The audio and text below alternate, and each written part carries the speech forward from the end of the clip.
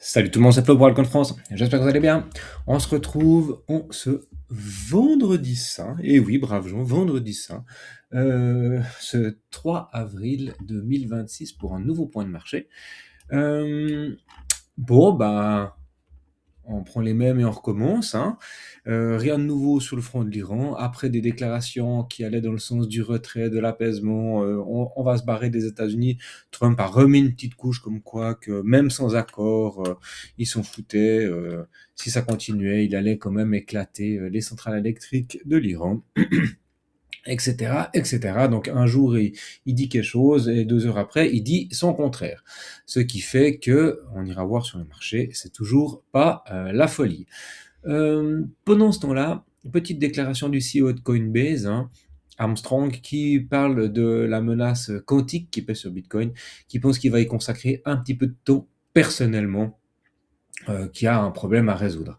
On rappelle que la problématique des ordinateurs quantiques, c'est pas tant de casser le chiffrement en guillemets des cryptos, mais plutôt de réussir à identifier, par exemple, les adresses de portefeuille, parce qu'en fonction de la clé publique, on arrive à retrouver les clés privées. Donc c'est plutôt ce genre de choses-là. Dans ce premier trimestre, des bonnes news pour Hype, Tao, Morpho, hein, qui sont les cryptos qui ont le plus performé, vous voyez, entre 40 et 34% de performance.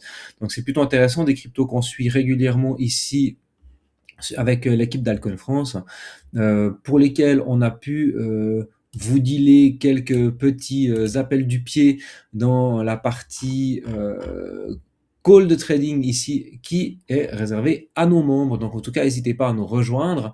Vous avez plusieurs possibilités pour nous rejoindre. Bon, déjà la partie gratuite, hein, qui vous donne accès au live public, au canal de discussion, à ces points de marché, à des opportunités sur les airdrops et plein d'autres bonnes choses. Mais après, si vous voulez nous rejoindre, il y a une souscription pour arriver dans la partie Elite Investor et une seconde partie en accompagnement plutôt privé via via Discord. Voilà, je vais y arriver. Du coup, on continue, Metaplanet qui acquiert encore des bitcoins. Il commence à en avoir un certain nombre, hein. Ils vont bientôt faire de la concurrence à Stratégie, cette équipe. Et puis sinon, on apprend aussi que Mara, un des principaux, hein, mineurs sur le Bitcoin, eux ont accumulé un gros déficit. Voilà, c'est ici, hein, c'était publié à 4 heures au moment où j'enregistre cette vidéo. Un gros déficit sur l'année 2025 et que du coup, ils se sont séparés de plus de 15 000 Bitcoins pour rembourser sans doute des dettes. Voilà, exactement. Donc forcément, l'infrastructure de minage coûte extrêmement cher. Et actuellement, on est dans des gammes de prix sur Bitcoin qui commencent à plomber les exploitants de minage. C'est en général à ce moment-là, quand les premiers commencent à tirer la prise, qu'on commence à se dire qu'on arrive sur des niveaux qui sont extrêmement intéressants pour construire son portefeuille pour les années à venir. C'est toujours la même chanson. Du coup, le pétrole. Alors, comme je vous disais, bon, il y a eu plusieurs phases, hein, mais là, clairement, suite finalement aux dernières annonces de Trump, le pétrole est reparti comme au 40, avec une hausse de 10%. Actuellement, on est à 8-9, hein, donc ce sera le baromètre. On peut regarder ce qu'on veut sur les indices. Euh, il y a eu cet énorme rebond qui s'est fait ces derniers jours suite vraiment aux appels faux appels du pied de Trump de dire oui, on va sortir de ce bourbier. On a encore 1-2 semaines de conflit et finalement on va se barrer. Parce que tous nos objectifs stratégiques sont atteints, on a tout explosé, l'Iran n'a plus de marine, n'a plus d'aviation, n'a plus rien du tout, ils ont plus que leurs yeux pour pleurer, les pauvres, on va les renvoyer à l'âge de pierre. Enfin, on les a renvoyés à l'âge de pierre. Et finalement, il dit non, on va quand même leur exploser leur centrale électrique et on va vraiment les renvoyer à l'âge de pierre, comme quoi qu'il y a plus pierre que cailloux, ça devient compliqué. Euh, alors bon, il y a eu cette remontée-là, mais notre véritable indicateur, c'est le pétrole. Et tant que le pétrole, lui, ne redescend pas, parce que malgré tout, le détroit d'Ormuz reste fermé, et puis les outils qui sont dans le détroit de Babel, comment il s'appelle, je sais plus. Je l'avais là. Zut. On va y retourner. J'ai plus le nom en tête. Quand même.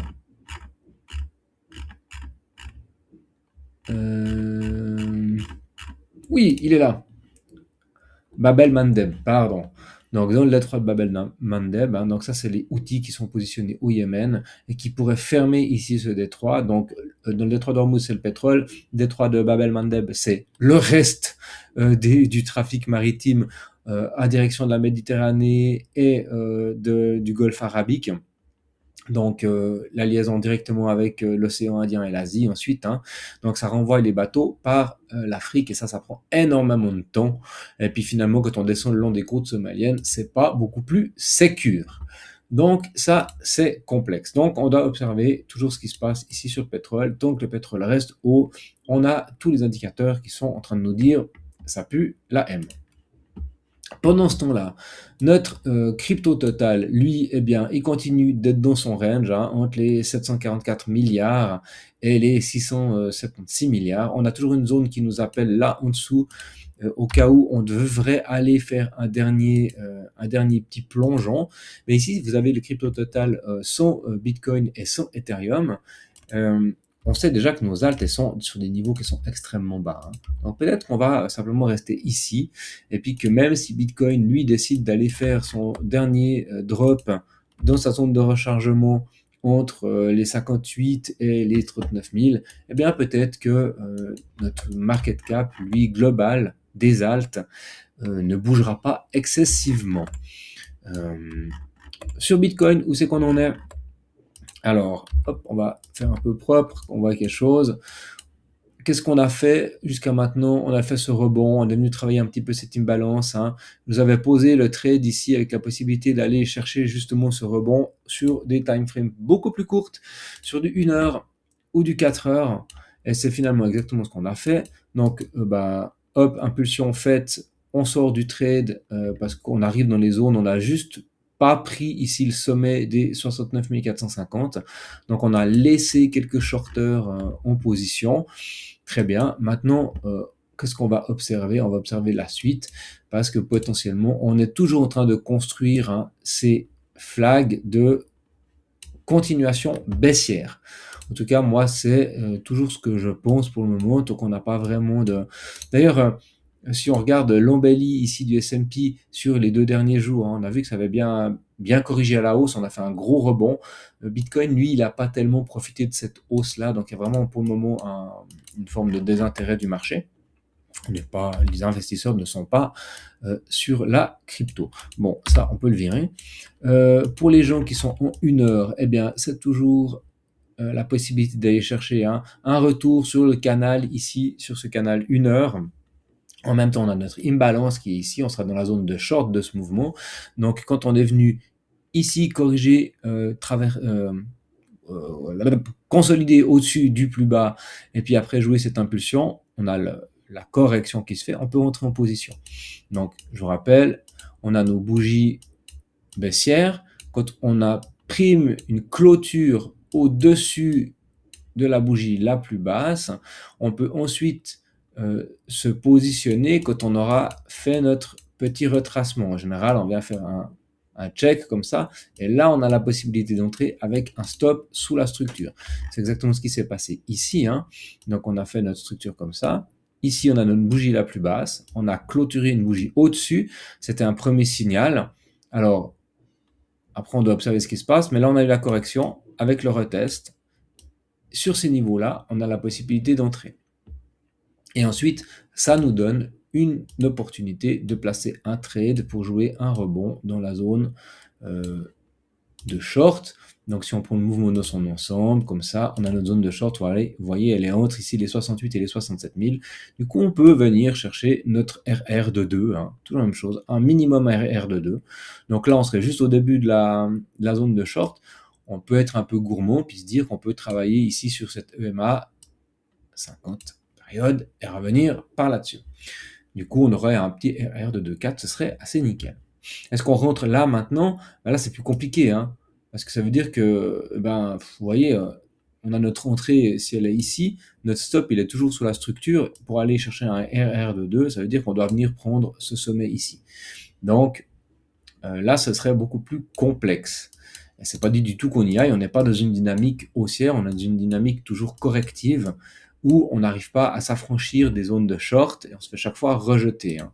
Si on prend ici, hop, bon, on va le prendre comme ça. Vous voyez qu'on est juste venu dans la zone de short avant de se faire rejeter.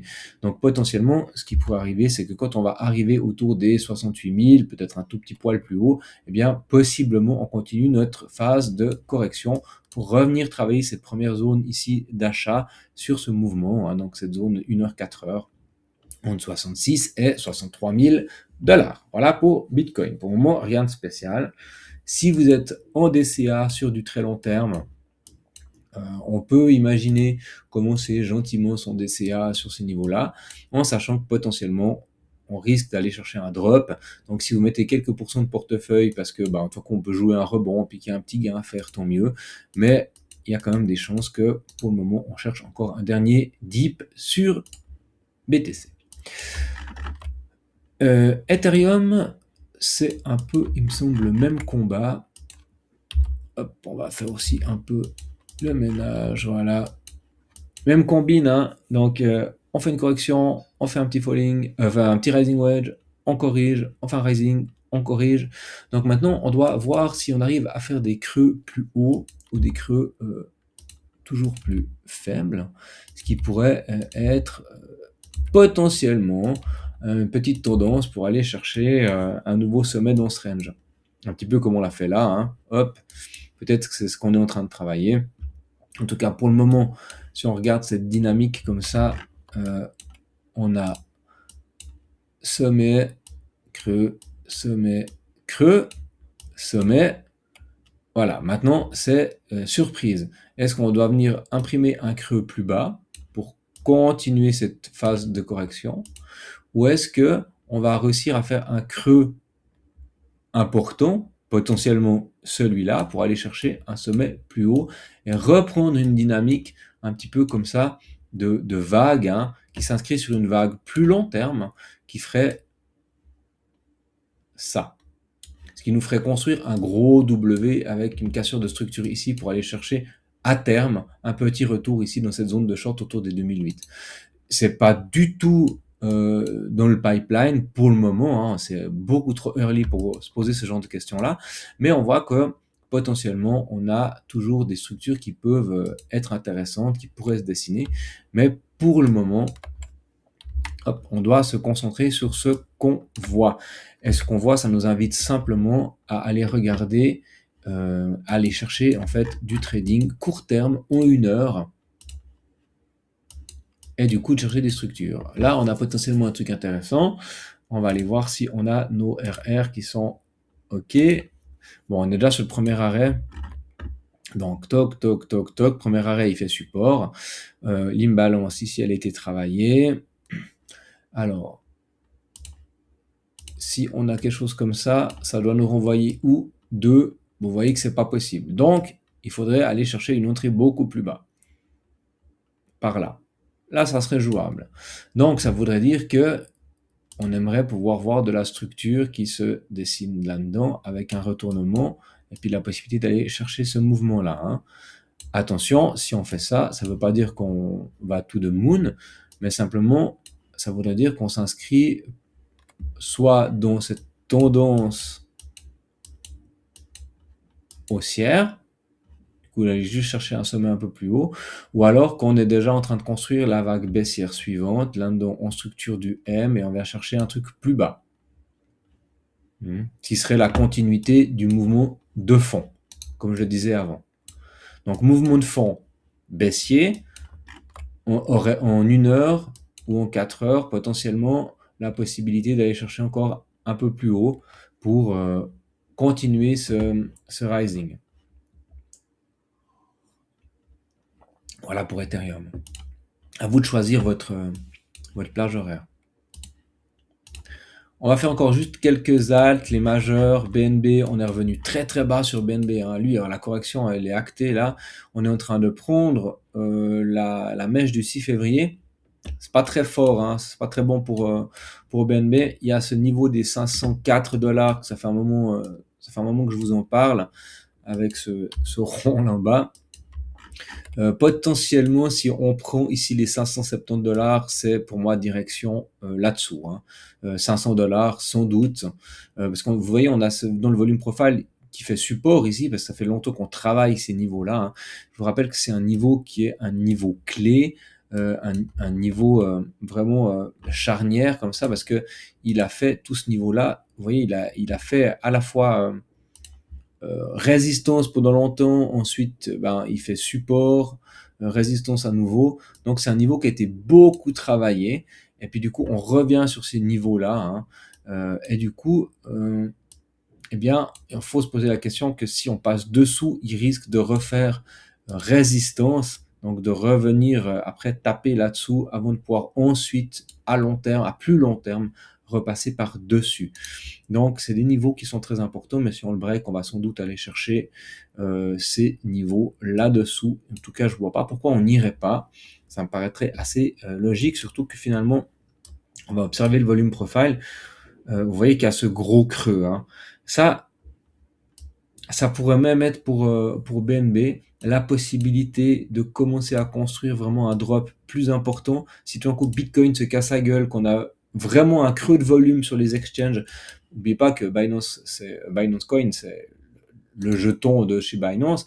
Eux, leur chiffre d'affaires, c'est quoi? C'est les volumes. Donc, s'il n'y a plus de volume, ils font plus de thunes. S'il n'y a plus de volume échangé, le Binance Coin, il est plus non plus tradé. Et du coup, c'est potentiellement une perte de rendement, une perte de fees qui rentre dans les exchanges. Et du coup, c'est la possibilité d'avoir vraiment un gros dip tout d'un coup sur une phase de marché vraiment pourrie. Un peu comme on a eu là, vraiment une mèche qui pourrait aller chercher quelque chose de bas. Donc, potentiellement, hein, on pourrait même avoir une phase où on vient chercher un truc comme ça avant de revenir là-dedans. Donc ça, ce serait pas déconnant, hein, ce serait tout à fait possible. Solana, un peu comme BNB, il est en train de corriger assez fortement. Pour moi, ce scénario jaune que j'ai dessiné, il reste complètement valide à voir. On est sur des niveaux qui sont intéressants. Bien sûr, on peut toujours aller chercher plus bas. Rien de spécial. Dodge, j'aime bien ce qu'il dessine. Hein. Regardez ça, c'est intéressant. Il est en train de nous faire comme ça un de ces contracting un peu, hein, avec ces triangles de compression. C'est souvent signe d'une impulsion. Alors après, ça peut être de la continuation baissière, exactement comme on a eu là. Hein. Hop, hop, hop, hop, bam, continuation baissière. Mais sauf que là, on était vraiment sur un falling wedge. Ici, on construit quelque chose de plat maintenant. Alors ça, c'est intéressant parce qu'en général, ça peut amener ensuite à de la continuation haussière, enfin plutôt un retournement de situation, un retournement de structure. En plus, qu'est-ce qu'on observe sur les indicateurs? Eh bien, on a aussi ici un petit retournement qui commence à se faire sur MACD. Le RSI reste neutre, donc c'est plutôt bien. L'OBV, il est redevenu positif à partir du 13 mars.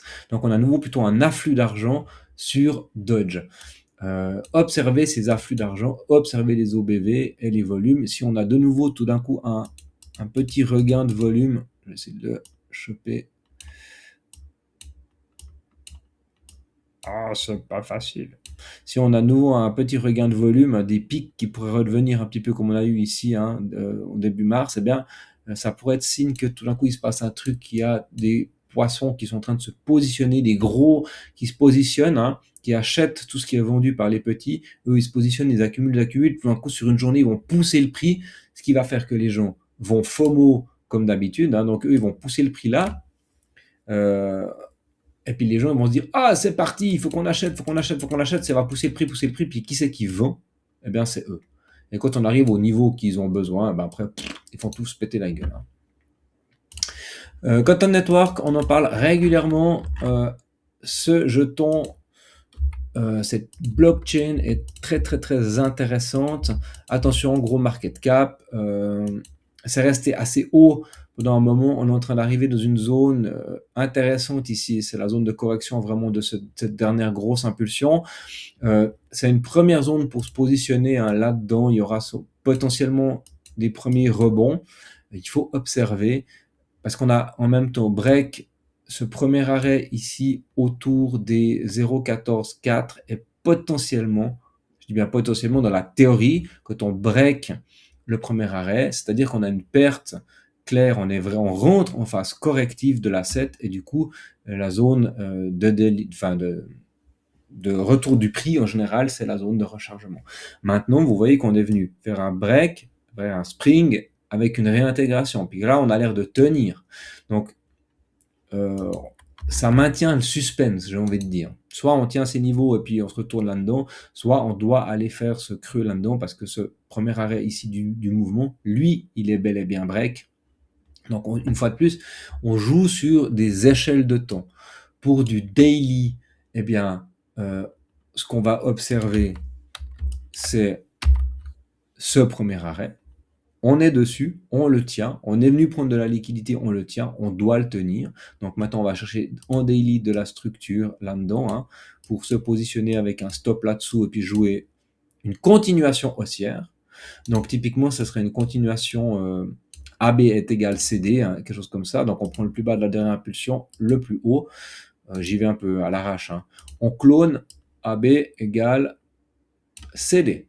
Et là, on peut aller chercher comme ça un joli move qui serait, c'est vraiment un setup de continuation. Pas garanti, mais c'est un setup de continuation. Vous avez un RR de 5,37 qui est extra. Donc ça, c'est vraiment des jolis moves. Maintenant, on doit quand même s'attendre à, si on regarde en 4 heures ou en 1 heure, on voit qu'on n'est pas encore tout à fait dans la zone où le prix devrait être délivré, parce que cette fois, on doit le prendre comme ça, notre FIB. Hein. Donc on a break notre premier arrêt, et puis nous, où on aimerait voir le prix arriver, c'est vraiment cette zone-là. Donc le prix, il n'est pas là-dedans.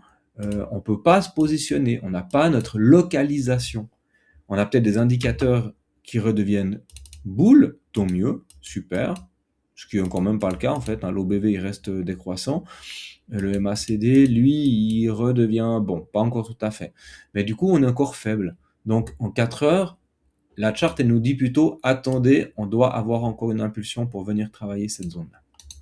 Vous voyez un petit peu comme quoi c'est important hein, de faire chaque fois ces stratégies multi-time frame où on part du grand pour avoir une tendance et on va regarder après plus petit pour avoir des zones d'entrée sur le marché. Encore, on va terminer sur SUI qui est en bas de range. Donc, les personnes qui sont des traders de range, ils ont la possibilité de se positionner pour jouer un rebond jusqu'en haut de range. Mais pour le moment, il n'y a rien de probant. SUI qui est dans des zones extrêmement intéressantes pour de l'investissement long terme. On est sur les plus bas. Exactement comme c'était marqué dans la flash news. Hein.